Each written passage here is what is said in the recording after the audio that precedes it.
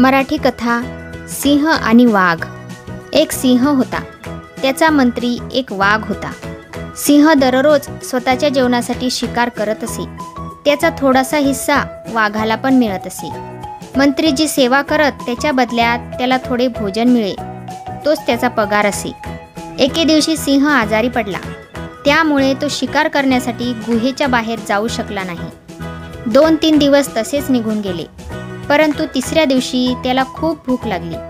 तो वाघाला म्हणाला, मला खूप जोराची भूक लागली आहे, परंतु मी शिकारीसाठी बाहेर जाऊ शकत नाही। तेव्हा तू जा आणि कोणते तरी जनावर घेऊन ये, त्याला खाऊन माझी भूक भागेल। वाघाने मनात विचार केला, कोणतेही जनावर आनंदाने सिंहाकडे कशाला येईल? आता काय करावे? खूप विचार केल्यावर त्याला एक युक्ती सुचली।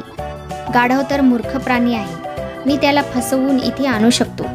त्याप्रमाणे वाघ गाढवाकडे गेला आणि गाढवाला म्हणाला, गाढव दादा, मी तुझ्यासाठी एक आनंदाची बातमी आणली आहे। जंगलचा राजा सिंह याने तुला मंत्री बनवण्याचे ठरवले आहे। तेव्हा तू आता लगेच माझ्यासोबत येऊन त्यांना भेट। महाराज लगेच तुला तुझे पद देण्याचे जाहीर करतील। हे ऐकून गाढव खुश झाला आणि आनंदाने वाघासोबत निघाला। वाघाने त्याला सिंहाच्या गुहेत आणले। त्याला पाहून सिंहाने त्याच्यावर झडप टाकली आणि त्याला ठार मारले। त्यानंतर तो वाघाला म्हणाला, मी नदीवर जाऊन आंघोळ करून येतो, तोपर्यंत तू याची राखण कर। आणि सिंह आंघोळीला गेला।